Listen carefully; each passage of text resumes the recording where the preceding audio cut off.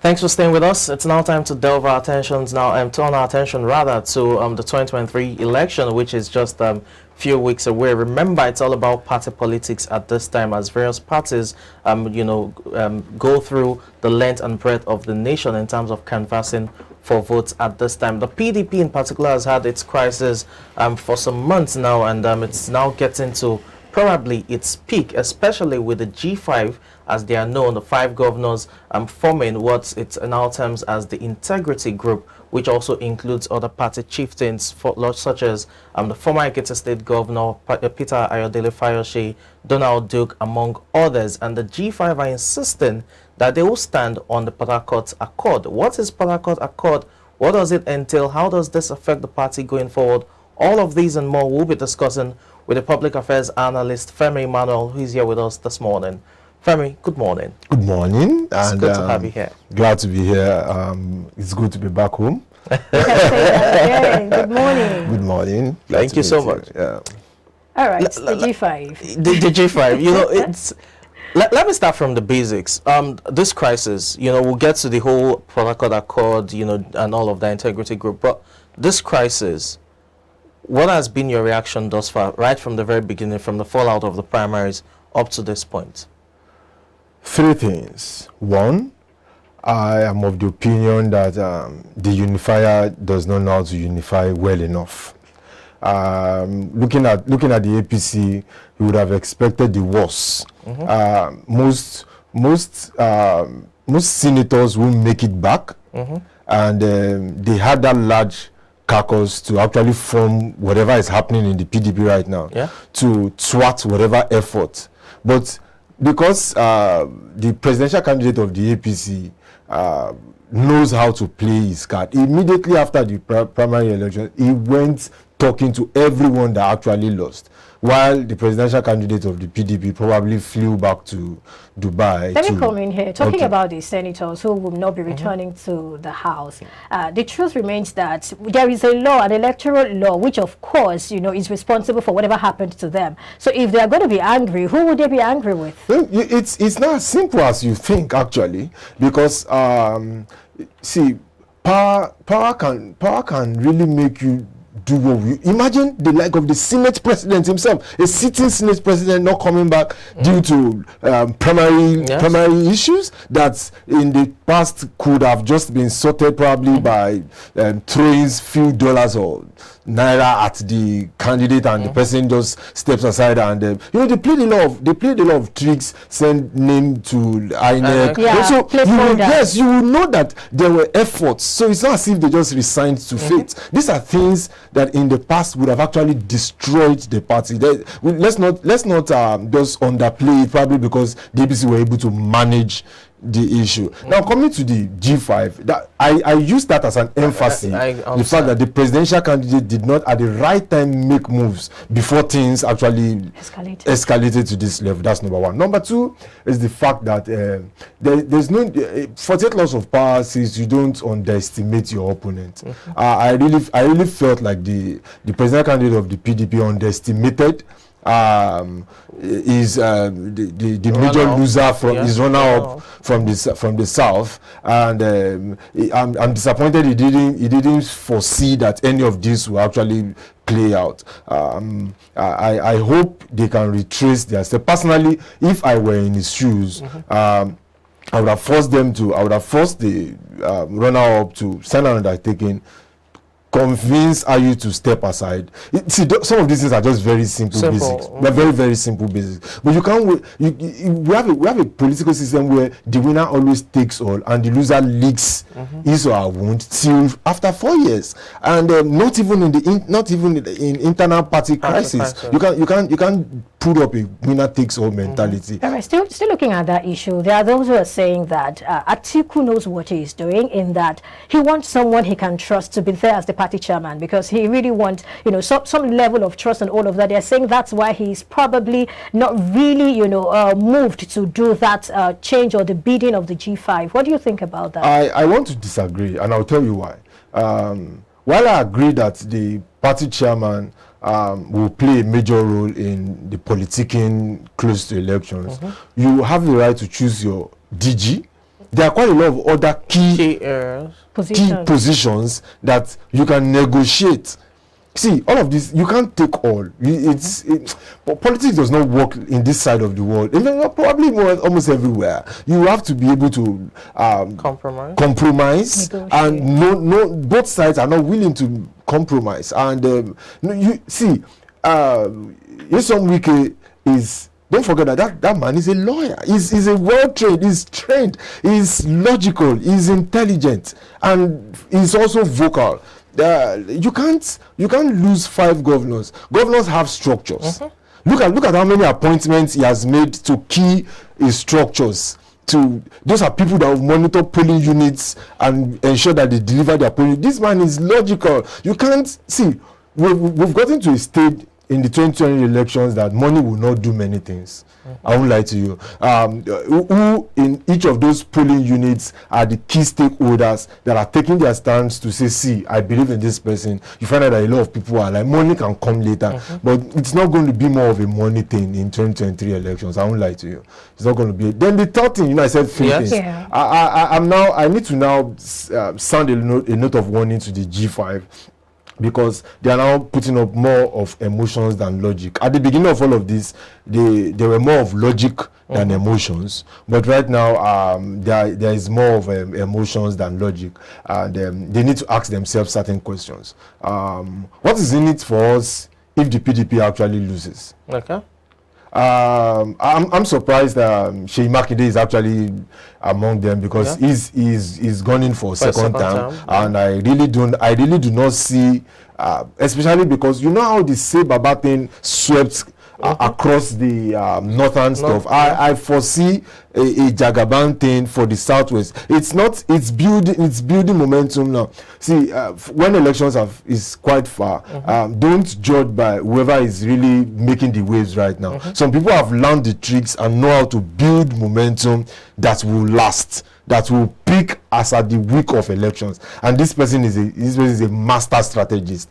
So I'm scared, except there's a negotiation that will make them look away from the gubernatorial elections in Oyo State. I fear for, and you know, in the history of Oyo State, only Ajimobi could secure a second time. So I don't know what he's thinking. Well, that's why I feel. So what would you have him do, really? I mean, he's from the south. He's from the south. I agree. But he needs to carry his party member along. The party structure in Oyo State, the way they came together to bring him in, they are not at that level at the moment, and he is not reading meanings. He's not reading between the lines. So that's where if they were all on the same page, I wouldn't bother. But at the moment, no. And Teslim Folari, his opponent, is a grassroots politician to the core. So I really want him to retrace his steps, even though a man's loss is another man's win, though. But I love Seyi Makinde personally. Okay. Party politics aside, I love Seyi Makinde personally, and I really hope he would understand how to take a balance and carry his whole structure along in this. They really feel like he's alone. And they feel like there's something, and you know, when a presidential candidate is actually the one that will throw out cash to make sure that the party structure is secured. So I don't want him to be alone. I really don't want him. Let's look at the integrity group now. That announcement and that statement by Seyi Makinde that we're just the faces, but behind us we have all these people. Doesn't that spell doom for the party? What are your thoughts?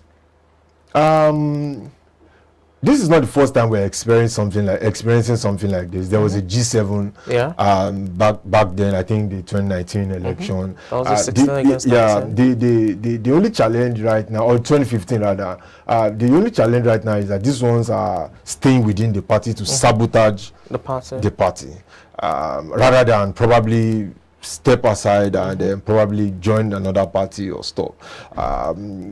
I really do not see anything about the integrity they're actually fighting for, to be very sincere.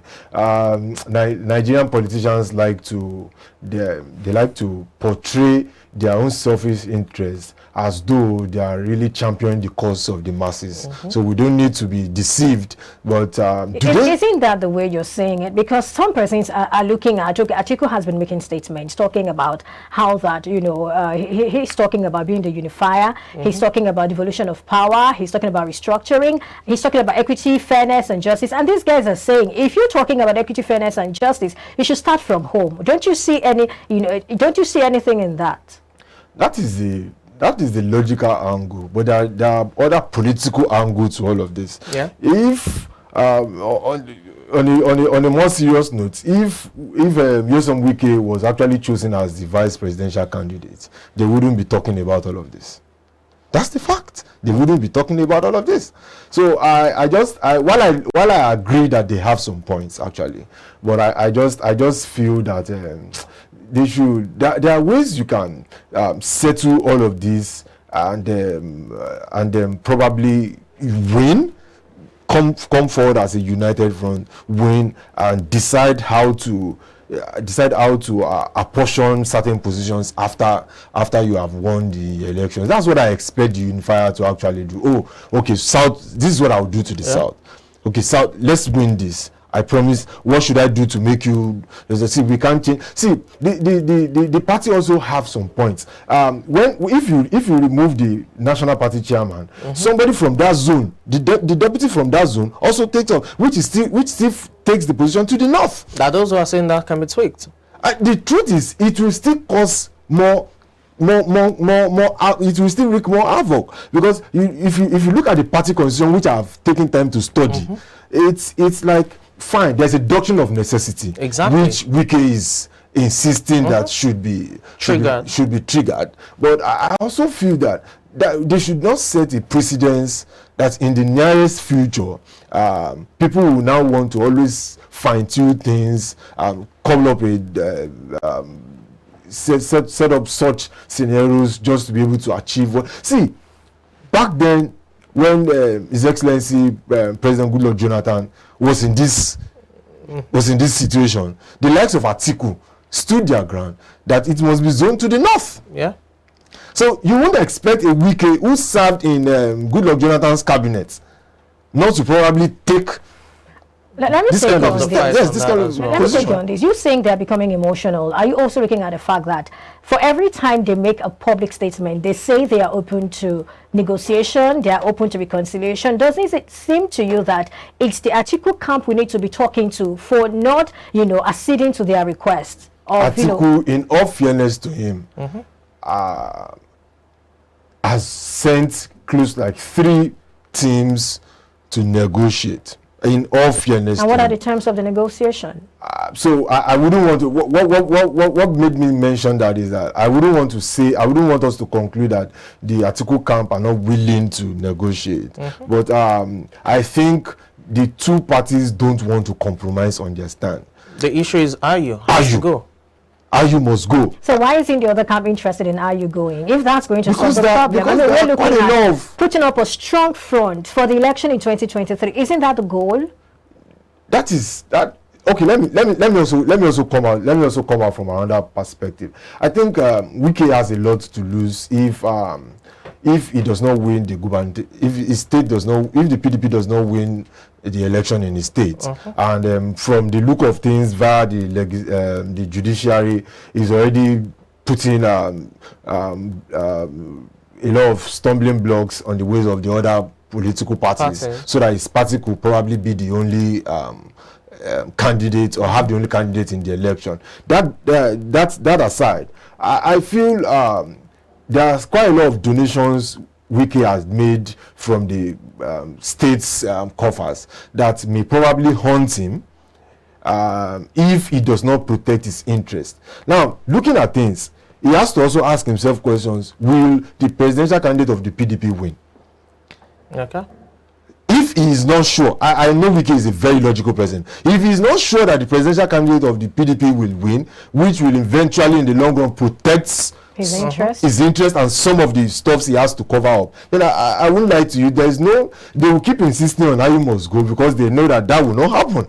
All right. Okay, let's look at the integrity group now. I mean, proud to, you know, the formation, the official formation of that group. What you had was Ayu had to leave. Now, with the integrity group, that's still within the PDP, quite all right. They're still asking Ayu to go, but they're now extending, or they're becoming more emboldened in how they're approaching it. Now they're talking about they want the best for the country. Now it's beyond party politics for them. They're now making it look like it's a national, you know, concern that they are gunning for, in terms of, you know, someone who is honest, who can change the nation and all of that. And we've seen, you know, in recent times overtures to the likes of Obi, Kwankwaso, and the rest of them. We'll get into that, you know, precisely.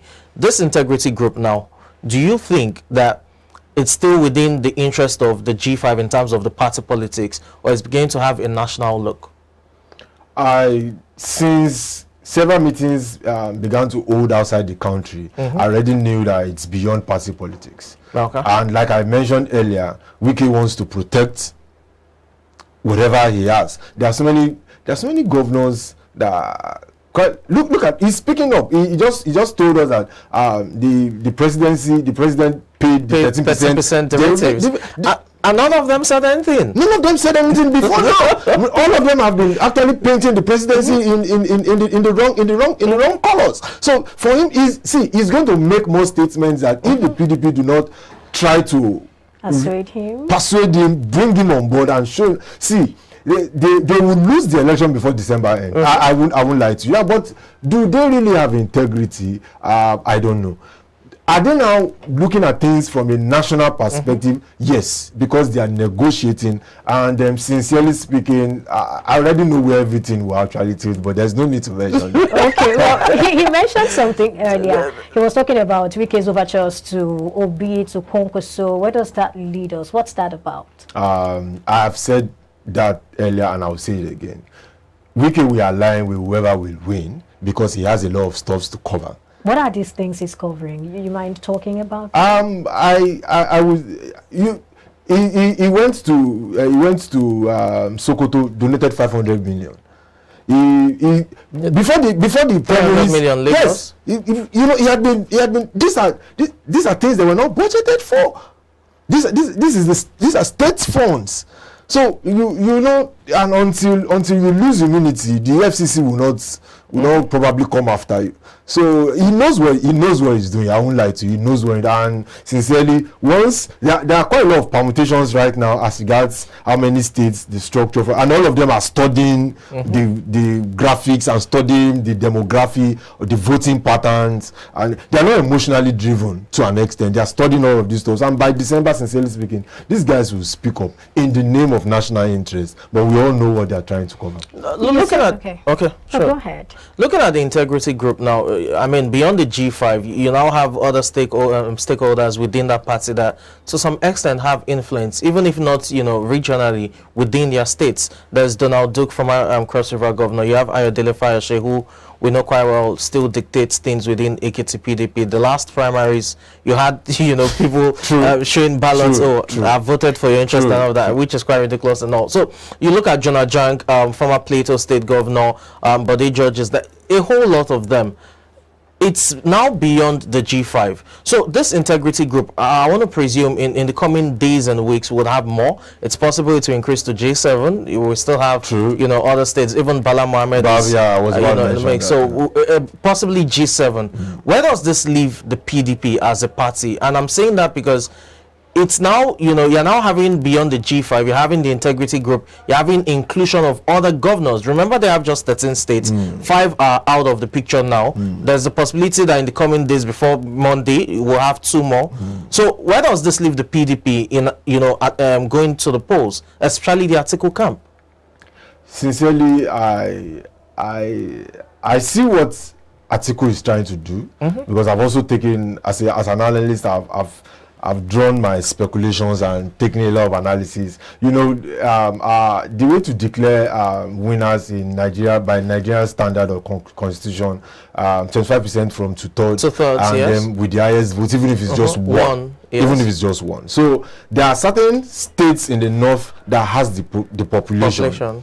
And it's impossible to say Atiku cannot get 25% from different. So if he gets majority from like three northern states, which is his own calculation and speculation right now, and I just don't want to mention those states. It's easy to say that it does not need the spread from the south, because it knows the south is saturated. Exactly. We have the Obi from the south already. We have the Asiwaju from the south already. So he's looking at his cards and looking at what he needs. So he won't beg them if he feels there's nothing they're adding to him. But I just want him to also understand that Rivers have a way of bringing that votes, that millions aside the KKK states. Yeah. Also, I'm looking at what is playing out from the Osun Tribunal. You would want to say that the Beavers will not make people, all those overvoting that had been the thing of the in the past, may not find its way into the 2023 elections, even though Nigerians will always find a way around things. But looking at all of that, and especially the cleansing of the voters registration, where we now see quite a lot of underage and stuff. So, see, with the way things are panning out, it's difficult for anyone to say Atiku does not know what he's doing. Even with North Central up in the air? Exactly. It's difficult for you to think. See, they came out with the INEC server card in the 2019 election, and some of us are still surprised why you go down, and even to the Supreme Court. So they probably, see, he has his strategist, and I need to give it to him, sincerely speaking. And the fact that he has been very calm in the face of all of the tantrums that these guys have been. I need to come to Atiku's class to learn emotional intelligence. I wouldn't lie to you. I know how Obi would have reacted if he was the one that is actually facing this. You saw how Dino just gave him a tip. All right, so in closing, let's have your final word on this one. I really think that all of this will play out to make the votes of the masses count. And we should not take sides. I still expect one or two things from the APC camps too. There are quite a lot of traps that some of us know that will play out later. But the masses should just probably just use that to judge and make their decisions. That's my final take on this.